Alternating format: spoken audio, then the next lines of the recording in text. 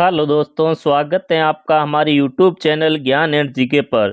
दोस्तों, आज हम बात करेंगे राजस्थान इतिहास से संबंधित टॉप एमसीक्यू क्वेश्चनों के बारे में।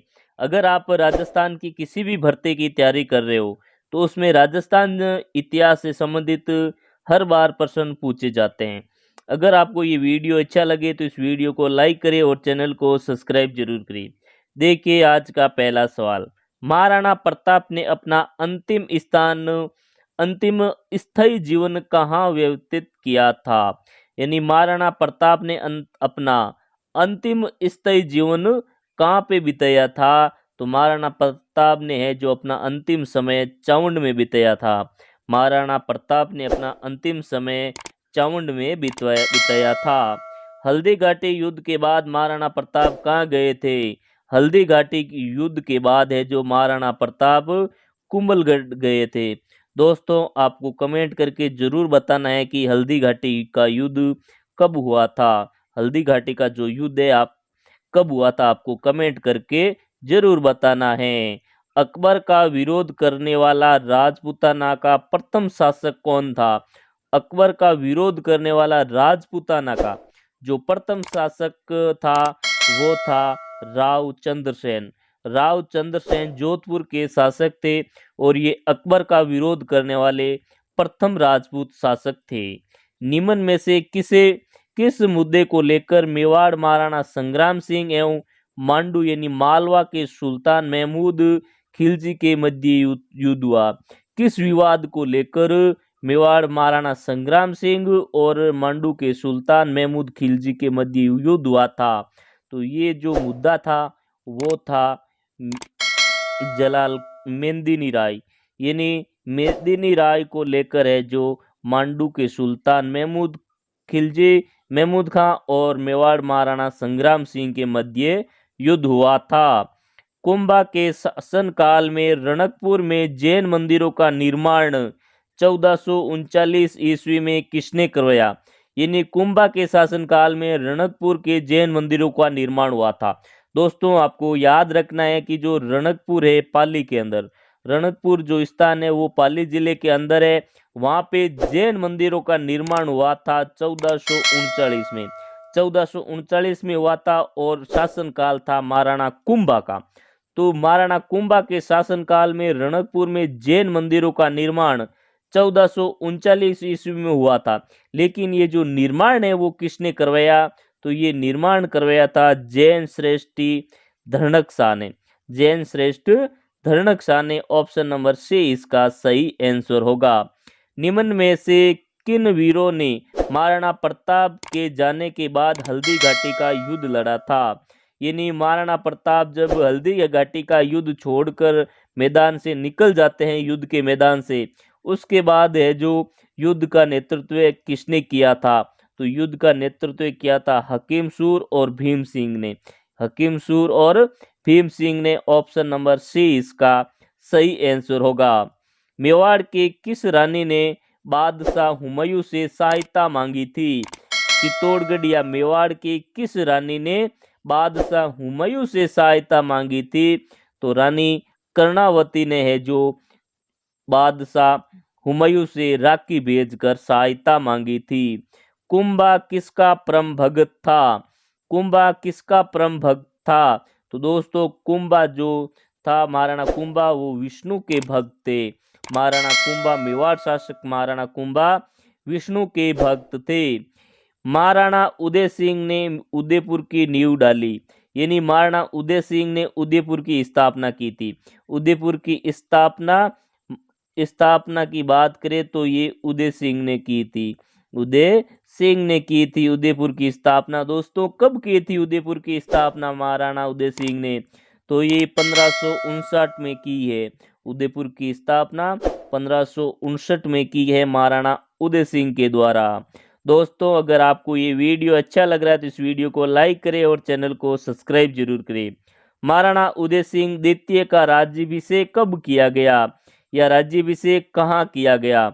महाराणा उदय सिंह द्वितीय का जो राज्याभिषेक हुआ था वो हुआ था कुंभलगढ़ में।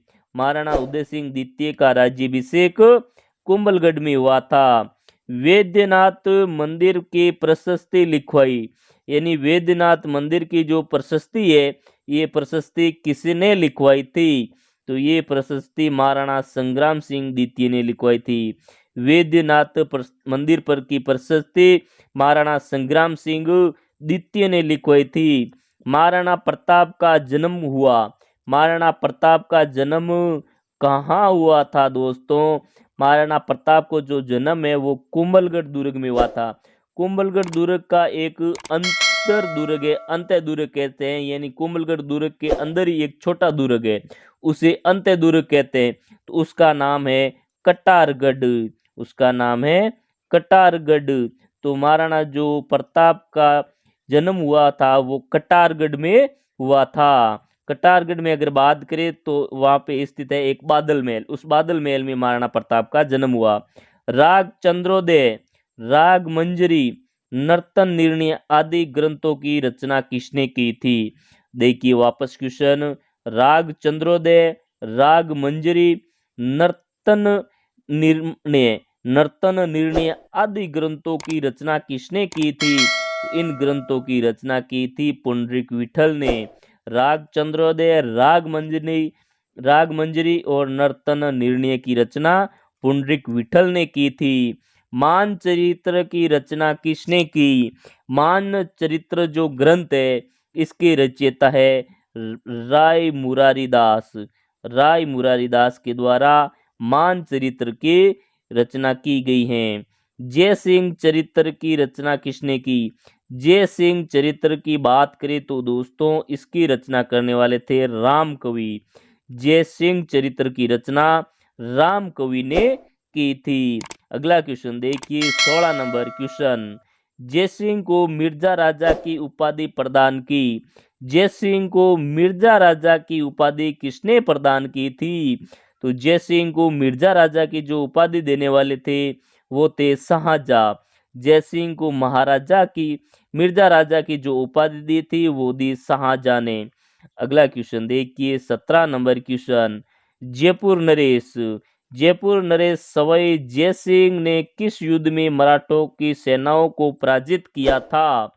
जयपुर नरेश सवाई जय सिंह ने किस युद्ध में मराठों यानी मराठों की सेना को पराजित किया था? तो उस युद्ध का नाम था पिलसुद का युद्ध। पिलसुद का युद्ध के दौरान है जो जयपुर नरेश सवाई जय सिंह ने मराठों की सेना को पराजित किया था।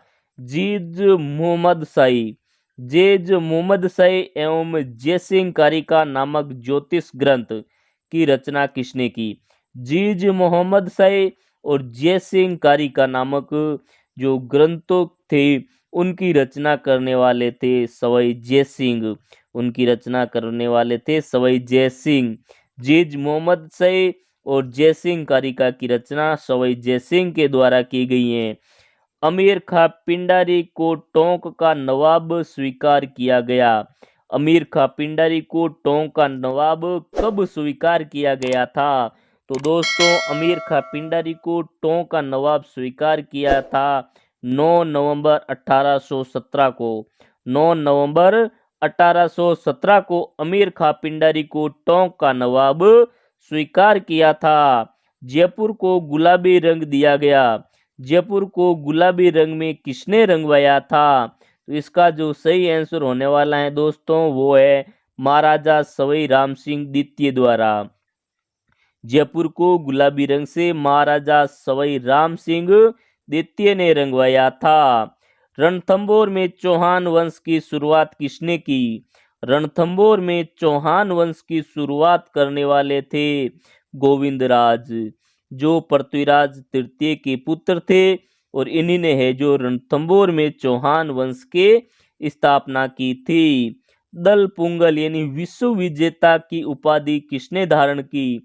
दल पुंगल यानी विश्व विजेता की जो उपाधि धारण करने वाले थे वो थे पृथ्वीराज चौहान तृतीय। पृथ्वीराज चौहान तृतीय दंग पुंगल यानी विश्व विजेता की उपाधि धारण की थी। गागरोन का युद्ध किनके मध्य हुआ था? गागरोन का जो युद्ध है दोस्तों ये हुआ था महाराणा संग्राम सिंह यानी राणा सांगा और मांडू के सुल्तान महमूद खिलजी के मध्य, राणा सांगा और मांडू के सुल्तान महमूद खिलजी के मध्य गागरोन का युद्ध हुआ था। अगला क्वेश्चन देखिए 24 नंबर क्वेश्चन और आज का अंतिम क्वेश्चन दोस्तों, निम्न में से किसे भारतीय मूर्ति कला का विश्वकोश कहा जाता है? भारतीय मूर्ति कला का विश्वकोश किसे कहा जाता है? तो ये विजय स्तंभ को कहा जाता है जो चित्तौड़गढ़ दुर्ग के अंदर स्थित है। विजय स्तंभ जो चित्तौड़गढ़ दुर्ग के अंदर स्थित है, इसे भारतीय मूर्ति कला का विश्वकोश कहा जाता है। तो दोस्तों आज का वीडियो हमारा आपको कैसा लगा? अगर अच्छा लगा है तो एक वीडियो पर लाइक करें और चैनल को सब्सक्राइब जरूर करें। थैंक यू, धन्यवाद।